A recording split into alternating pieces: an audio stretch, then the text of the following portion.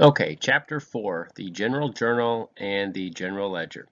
Okay, what you're going to find in Chapter 4 is that essentially the transactions that you have been looking at in Chapters 2 and 3 and using the debit and credit rules and so forth in the accounting equation, nothing really is going to change in this chapter, except we're going to basically extend it one step and show you how you actually record those transactions. And it's going to be basically recording transactions in what's called a journal, and then eventually you're going to be posting those into the ledger. You may come across what they call the accounting cycle, and notice they're showing a 9-step process in this textbook, where step 1 you analyze, classify. Notice step 2 says to journalize. That's basically what we're going to be doing in this chapter, is journalizing. And then the next step is to post. And then this worksheet, I'll get into this a little bit later. Worksheets are basically a tool. They are not necessarily a requirement. I typically do not do worksheets, but you come across it. It's basically a tool to assist you in getting to the financial statements. But notice the next thing is they call it worksheet, and then you've got financial statements, and then notice there's journalized adjusting entries. That's going to be chapter 5. Chapter 6 is going to be the closing entries. And then finally, they have you do a post-closing trial balance, and then finally you communicate, you print your financials and do your analysis. So in this chapter, we're basically focusing on step 3 of the accounting cycle. Okay, so the basic idea of a journal is that it's a place where you record financial information. All businesses have journals, okay? And I'm going to make a note. I'm going to change the color here, make it red so it stands out a little bit more. I'm going to make a note down at the bottom of the slide, just so you know that typically your journal is called the book of original entry. Okay, so the book of an original entry, which basically means that's the first place, once you looked at your source document, that's the first place that the record is recorded. It's called your journal. And here's an example of a journal. Notice that, again, you're still doing your debit and credit analysis. That's not any different from chapter 3. And the basic setup that they want you to do is typically the rule is you want to record your debits first. Notice in this case, cash is a debit. It's getting recorded first here. And then notice there's an indentation. So you indent and then you record your credits. That's basically the accounting format. So write your debits first, indent, and then write your credits, and notice your debits still equal your credits. And if you go back to chapter 3, when you did your analysis on T accounts, I'll write this at the bottom. If you had, for example, cash, you would have written out a debit, for example, of 100,000 in your T account. Well, this is basically taking that analysis and putting it in more of a formal document. It's called a journal. Okay, so just to kind of walk you through a couple steps when you do your analysis. Obviously, you analyze your financial event. You have to identify the accounts affected, classify those, is it cash, is it accounts receivable, is it revenue? You determine the increases or decreases. You then figure out the debits or credits based on the classification. For example, assets increase with debits and so forth.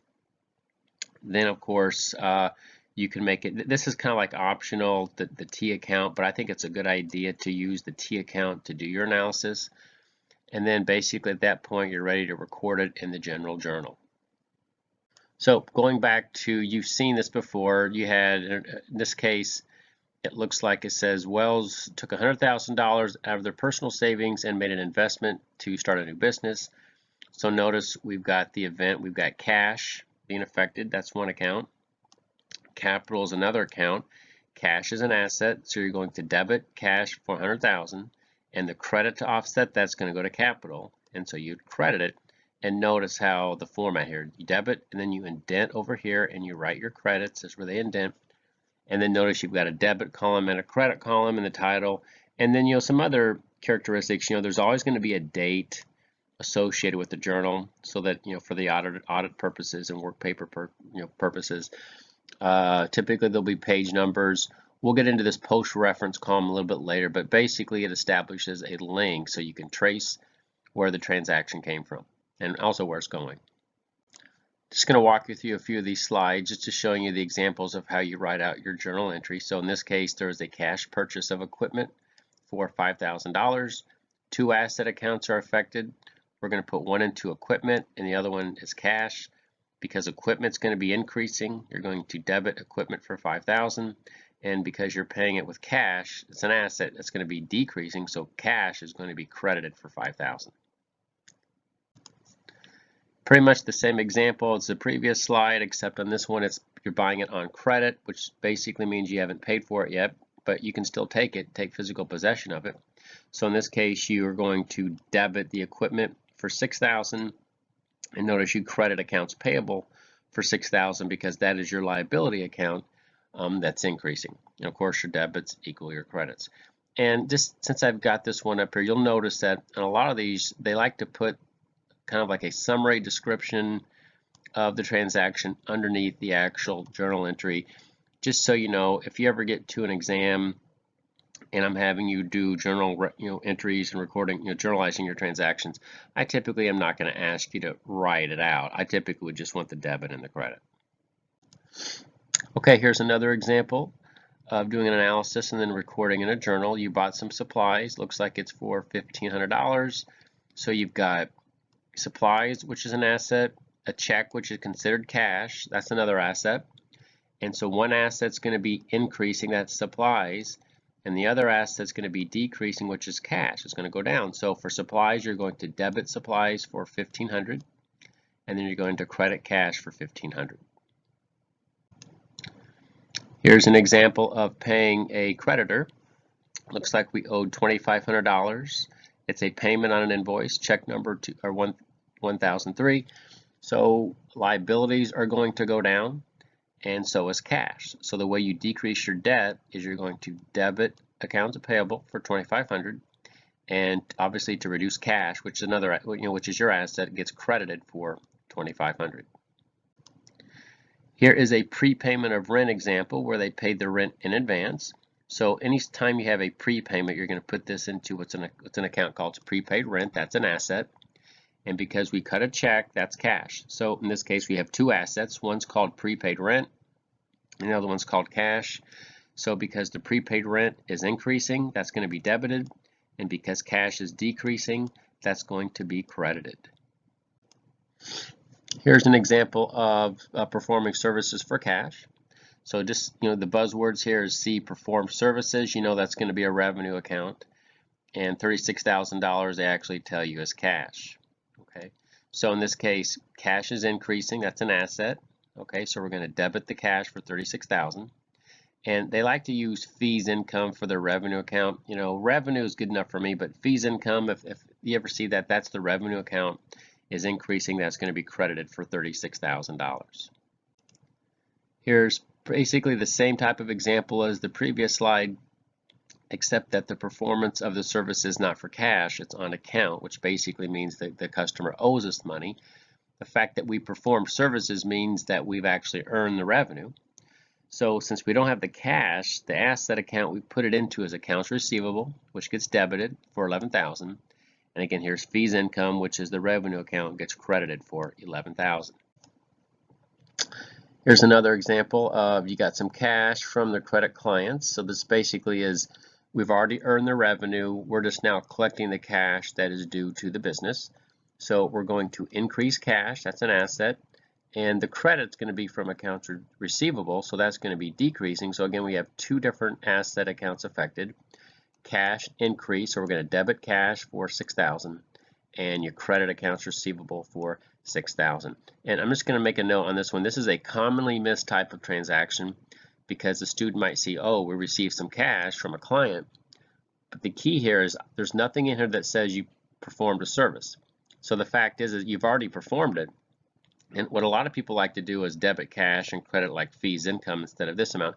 Be careful with a transaction like this one. Just remember, if it's a revenue type of transaction, they'll actually have to say something in the transaction saying, for example, perform services or you've earned something. If you just see something that says collected cash from a credit client, it's going to be pretty much what this transaction looks like, a debit to cash and a credit to accounts receivable. Okay, in this analysis, you simply paid salaries, $8,000.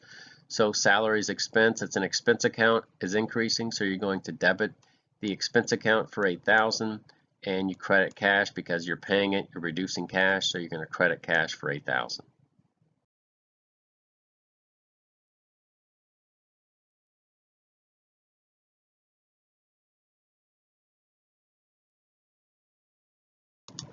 Okay, so now once you've recorded your transactions in a journal, the next concept that they're going to introduce in this chapter is called the general ledger.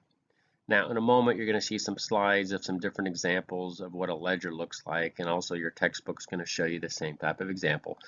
But I'm going to make some notes on some of these slides just to kind of give you this. I typically am going to use the T account idea as our ledger. So it's going to appear that some of the stuff I'm going to show you in this chapter is going to almost seem like we're going backwards, but we're really not. But to me, the T account ledger visual is very effective. And just so you know, depending on where you work, whatever company you work for, you're probably going to get a ledger that looks different than the ones you see even here in the textbook. So I don't want you to try to memorize the ledger, just the basic visual in terms of how it's going to be used. So like I just said, a ledger is basically going to be a summary of everything that you've done in your journal. Okay, so if an account gets debited or credited in your journal, okay, so I'll just kind of draw a little picture. So you're going to have a journal, just like we showed you earlier. Your journal is then going to be transferred into your ledger. So yeah, there's another stop. So you go to your journal. The idea is called posting, which is basically copying whatever you recorded in the journal into the ledger. And again, the examples and the stuff that I'm going to show you and use, I'm going to use T accounts to try to guide you in terms of how to learn how to use a ledger. So again, the basic definition of a post is simply, I'll just kind of write this on here down. The process of transferring data, notice, from journal to the ledger. So transferring, copying, and typically because we are in a technology age, you just hit the enter button and it's going to be done instantly. Okay, so on this PowerPoint slide, you notice they've got this ledger example down here at the bottom where it's for cash. You have a cash account, and you'll notice you've got a debit column here, a credit column there, and then a balance column here, which has another debit and another credit. And I don't want you to get confused when you see all these headings because I'm not going to test you on the headings. I'm not going to test you on all these columns. But we'll keep it simple. We'll just keep one T account like we did back in Chapter 3. We're just going to use that as our ledger guide. And so, for example, in this one, we'd have cash. I'm just going to write cash. There's my T account. And you'd have a $100,000 posting. So I'll put $100,000 there. And technically, that would be your balance. Okay, that's how I'm going to write it, just to kind of help guide you here. And again, here's another example of showing you how a posting would work from a journal to a ledger. So on this one, you have a debit to equipment for $5,000 and a credit to cash for $5,000. And notice right here, they're just showing you the equipment account. So this is the ledger account for equipment. And you'll notice this $5,000 here is being posted into the ledger. And then notice simultaneously, there's a balance update of a $5,000 debit. So again, we could just do this in one T account where we draw our T account and we would have the $5,000 right here, for example, on the debit side. And since if that's our only posting, we could then just say that is the balance. It's the same idea. But you'll notice they also have a date down here at the bottom. There's a date. There's a post reference, which basically says this comes from journal page 1. And the whole idea here is that you have records so that when you are audited, that the auditor can go from the journal to the ledger, or they could go from the ledger to the journal, and then eventually to the source document to be able to trace, to validate the transaction.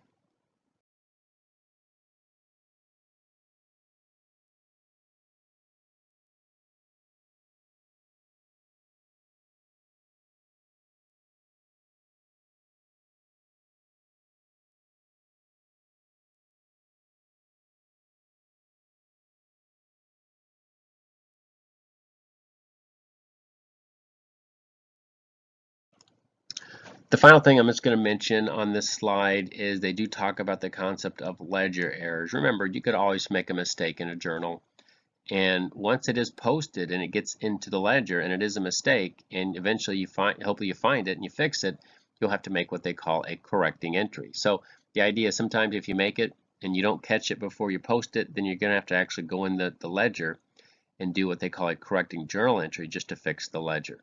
So there's a few slides after this that show you some examples of where you debited or credited the wrong account and you didn't discover it till later, and then eventually you had to go in and write another journal entry to basically fix the ledger.